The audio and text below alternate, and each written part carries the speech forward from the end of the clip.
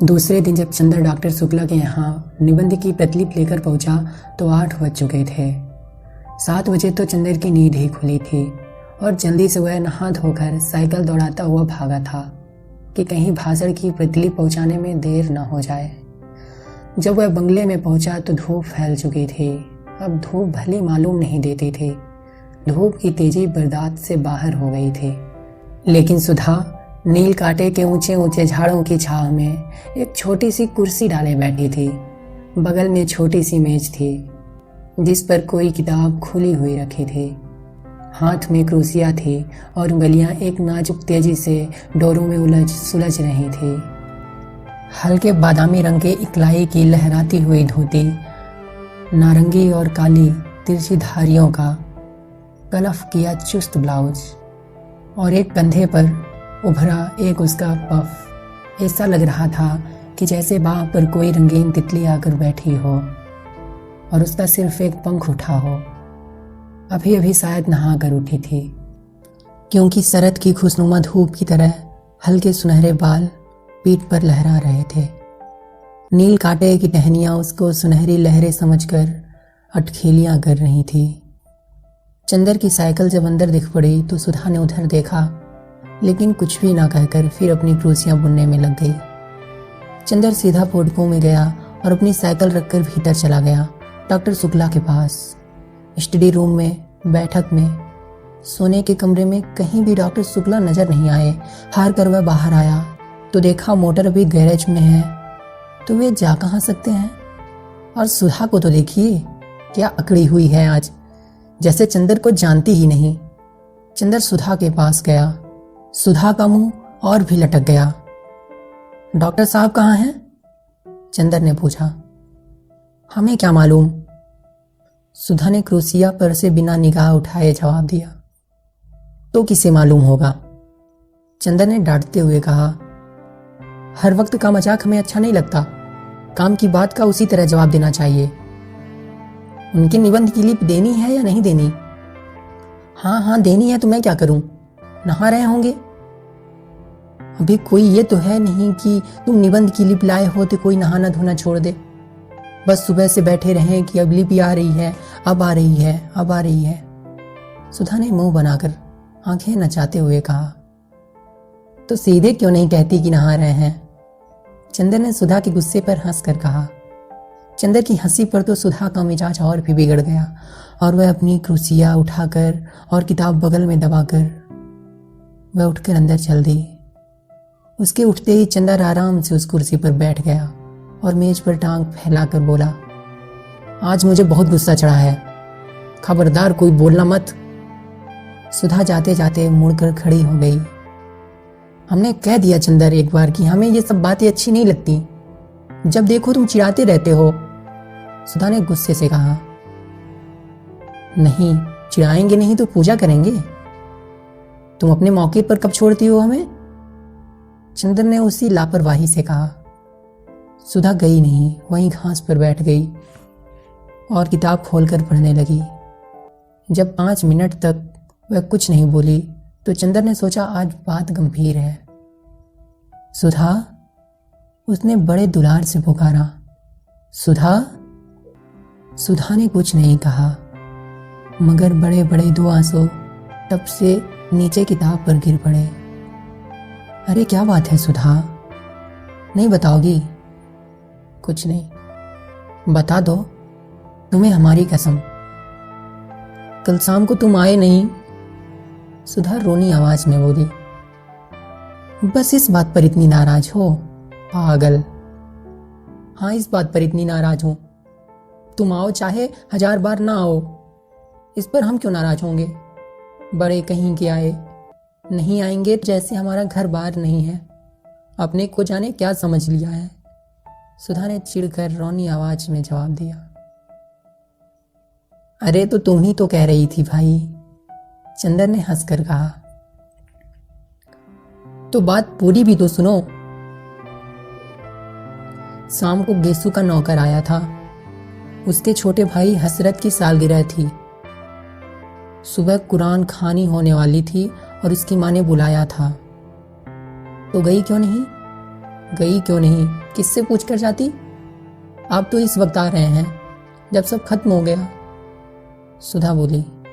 तो पापा से पूछ कर चली जाती, चंदर ने समझा कर कहा। और फिर गेसू के यहाँ तो यूं अक्सर जाती हो तुम?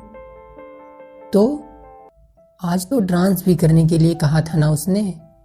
फिर बाद में तुम कहते सुधा तुम्हें ये नहीं करना चाहिए, वो नहीं करना चाहिए, लड़कियों को ऐसे रहना चाहिए, वैसे रहना चाहिए, और बैठ के उपदेश पिलाते और नाराज होते।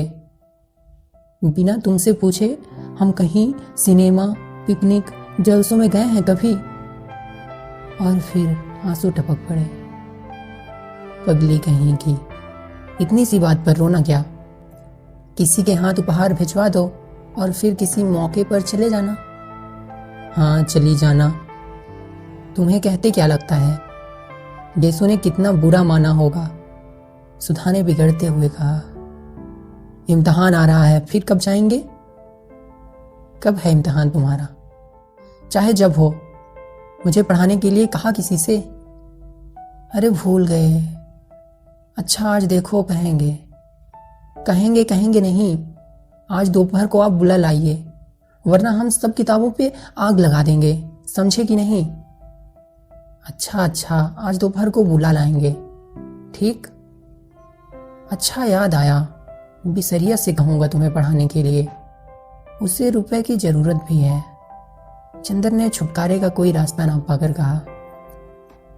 आज दोपहर को जरूर से। सुधा ने फिर आंख नचाकर कहा। लो पापा आ गए, नहा कर जाओ। चंदर उठा और चल दिया। सुधा उठी और अंदर चली गई। डॉक्टर शुक्ला हल्के सांवले रंग के, जरा स्थूल काय से थे। बहुत गंभीर अध्ययन और अध्यापन और उम्र के साथ साथ ही उनकी नम्रता और भी बढ़ती जा रही थी। लेकिन वे लोगों से मिलते जुलते कम थे। व्यक्तिगत दोस्ती उनकी किसी से भी नहीं थी। लेकिन उत्तर भारत के प्रमुख विद्वान होने के नाते कॉन्फ्रेंसों में, मौलिक परीक्षाओं में, सरकारी कमेटियों में वे बराबर बुलाए जाते थे और इसमें प्रमुख दिलचस्पी से हिस्सा लेते थे। ऐसी जगहों में चंदर अक्सर उनका प्रमुख सहायक बनकर जाता था और इसी नाते चंदर भी प्रांत के बड़े बड़े लोगों से परिचित हो गया था। जब वह एमए पास हुआ था तब से फाइनेंस विभाग में उसे कई बार ऊंचे ऊंचे पदों का ऑफर आ चुका था। लेकिन डॉक्टर शुक्ला इसके खिलाफ थे। वे चाहते थे कि पहले वह रिसर्च पूरी कर ले, संभव हो तो विदेश हो आए, तब चाहे कुछ काम करे। अपने व्यक्तिगत जीवन में डॉक्टर शुक्ला अंतर्विरोधों के व्यक्ति थे। पार्टियों में मुसलमानों और ईसाइयों के साथ खाने में उन्हें कोई एतराज नहीं था, लेकिन कच्चा खाना वे चौके के आसन पर बैठकर रेशमी धोती पहनकर खाते थे। सरकार को उन्होंने सलाह दी कि साधुओं और सन्यासियों को जबरदस्ती काम में लगाया जाए और मंदिरों की जायदादें जब्त कर ली जाएं, लेकिन सुबह घंटे भर तक पूजा जरूर करते थे। पूजा पाठ, खान पान, जात पात के पक्के हामी, लेकिन व्यक्तिगत जीवन में कभी यह नहीं जाना कि उनका कौन शिष्य ब्राह्मण है, कौन बनिया है, कौन खत्री है। नहा कर वे आ रहे थे और दुर्गा सप्तशती का कोई श्लोक गुनगुना रहे थे। कपूर को देखा तो रुक गए और बोले, हेलो, हो गई वह टाइप? जी हाँ। कहाँ कराया टाइप? मिस डिक्रूज के यहाँ। अच्छा, वह लड़की अच्छी है, अब तो बहुत बड़ी हो गई होगी, अभी शादी नहीं हुई? मैंने तो सोचा वह मिले या ना मिले। नहीं, वह यही है, शादी हुई फिर तलाक हो गया। अरे, तो अकेले रहती है?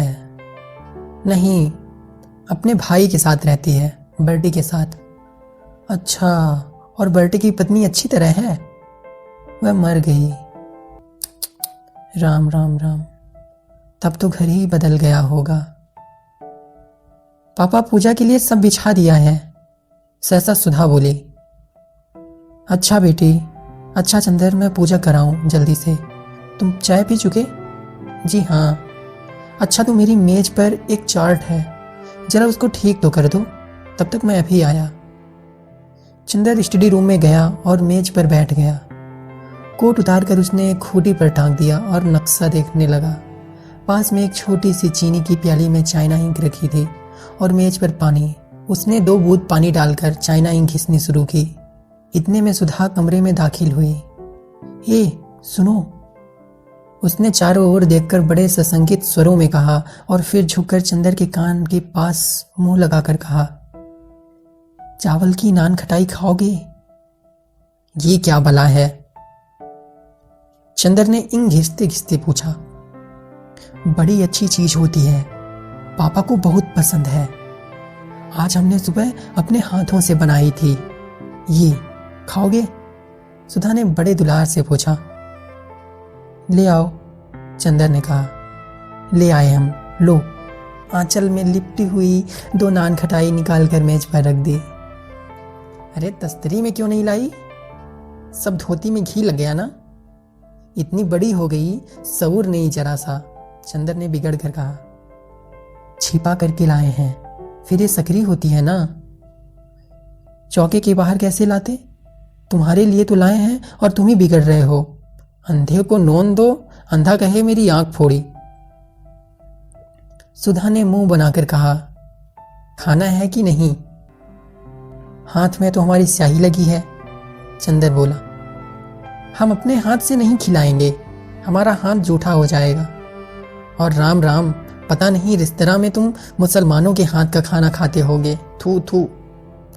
चंदर हंस पड़ा सुधा की इस बात पर और उसने पानी में हाथ डुबोकर बिना पूछे सुधा के आंचल पर हाथ पहुंच दिए और बेतकल्लुफी से नान खटाई उठाकर खाने लगा। बस अब धोती का किनारा रख दिया और यही पहनना है हमें दिन भर, सुधा ने बिगड़ कर कहा। खुद नान खटाई छिपा कर लाई और घी लग गया तो नहीं, और हमने स्याही पोंछ दी तो मुंह बिगड़ गया, चंदर ने मैपिंग पेन में इंक लगाते हुए कहा। हाँ, अभी पापा देखें तो और बिगड़े कि धोती में घी स्याही सब लगाए रहती है, तुम्हें क्या? और उसने स्याही लगा हुआ छोर कसकर कमर में खोस लिया। छी, वही घी में तर छोर कमर में खोस लिया, गंदी कहीं की, चंदर ने चार्ट की लाइनें ठीक करते हुए कहा। गंदी है तो तुमसे मतलब? और मुंह चिढ़ाते हुए सुधा कमरे से बाहर चली गई। चंदर चुपचाप बैठा चार्ट दुरुस्त करता रहा। उत्तर प्रदेश के पूर्वी जिले पटिया, आजमगढ़, बस्ती, बनारस आदि में बच्चों की मृत्यु संख्या का ग्राफ बनाना था और एक और उसके नक्शे पर बिंदुओं की एक सधनता से मृत्यु संख्या का निर्देश करना था। चंदर की एक आदत थी, वह काम में लगता था तो भूत की तरह लगता था, फिर उसे दीन दुनिया किसी की खबर नहीं रहती थी। खाना पीना तन बदन किसी का होश नहीं रहता था। इसका एक कारण था, चंदर उन लड़कों में से था जिनकी जिंदगी बाहर से बहुत हल्की फुल्की होते हुए भी अंदर से बहुत गंभीर अर्थमयी होती है, जिनके सामने एक स्पष्ट उद्देश्य, एक लक्ष्य होता है। बाहर से चाहे जैसे होने पर भी अपने आंतरिक सत्य के प्रति घोर ईमानदारी, यह इन लोगों की विशेषता होती है। और सारी दुनिया के प्रति अगंभीर और उच्च श्रृंखल होने पर भी जो चीज़ें इनकी लक्ष्य परिधि में आ जाती हैं, उनके प्रति उनकी गंभीरता साधना और पूजा बन जाती है। इसलिए बाहर से इतना व्यक्तिवादी और सारी दुनिया के प्रति निरपेक्ष और लापरवाह दिख पड़ने पर भी वह अंतरतम से समाज और युग और अपने आसपास के जीवन और व्यक्तियों के प्रति अपने को बेहद उत्तरदायी अनुभव करता था। वह देशभक्त भी था और शायद समाजवादी भी, पर अपने तरीके से। वह खद्दर नहीं पहनता था, कांग्रेस का सदस्य नहीं था, जेल नहीं गया था, फिर भी वह अपने देश को प्यार करता था, बेहद प्यार करता था। उसकी देशभक्ति, उसका समाजवाद, सभी उसके अध्ययन और खोज में समा गया था। वह यह जानता था कि समाज के सभी स्तंभों का स्थान अपना अलग अलग होता है। अगर सभी पत्थर मंदिर के कंगूरे का फूल बनने की कोशिश करने लगें तो नींव की ईंट और सीढ़ी का पत्थर कौन बनेगा? और वह जानता था कि अर्थशास्त्र वह पत्थर है जिस पर समाज के सारे भवन का बोझ है। और उसने निश्चय किया था कि अपने देश, अपने युग के आर्थिक पहलू को वह खूब अच्छी तरह से अपने ढंग से विश्लेषण करके देखेगा। और उसे आशा थी कि वह एक दिन ऐसा समाधान खोज निकालेगा कि मानव की बहुत सी समस्याएं हल हो जाएंगी। और आर्थिक और राजनीतिक क्षेत्र में अगर आदमी खूंखार जानवर बन गया है तो एक दिन दुनिया उसकी एक आवाज़ पर देवता बन सकेगी। इसलिए जब वह बैठकर कानपुर की मिलों के मजदूरों के वेतन का चार्ट बनाता था या उपयुक्त साधनों के अभाव में मर जाने वाली गरीब औरतों और बच्चों का लेखा जोखा करता था, तो उसके सामने अपना कैरियर, अपनी प्रतिष्ठा, अपनी डिग्री का सपना नहीं होता था। उसके मन में उस वक्त वैसा संतोष होता था जो किसी पुजारी के मन में होता है जब वह अपने देवता की अर्चना के लिए धूप दीप सजाता है। बल्कि चंदर थोड़ा भावुक था। एक बार तो जब चंदर ने अपने रिसर्च के सिलसिले में यह पढ़ा कि अंग्रेजों ने अपनी पूंजी लगाने और अपना व्यवसाय फैलाने के लिए किस तरह मुर्शिदाबाद से लेकर रोहतक तक हिंदुस्तान के गरीब से गरीब और अमीर से अमीर बाशिंदे को अमानुषिकता से लूटा, तब वह फूट फूट कर रो पड़ा था। लेकिन इसके बावजूद उसने राजनीति में कभी डूबकर हिस्सा नहीं लिया, क्योंकि उसने देखा कि उसके जो ही मित्र राजनीति में गए वे थोड़े दिन बाद बहुत प्रसिद्ध हो गए, मगर आदमीयता खो बैठे। अपने अर्थशास्त्र के बावजूद वह यह समझता था कि आदमी की जिंदगी सिर्फ आर्थिक पहलू तक सीमित नहीं, और वह यह भी समझता था कि जीवन को सुधारने के लिए सिर्फ आर्थिक ढांचा बदल देने भर की जरूरत नहीं है।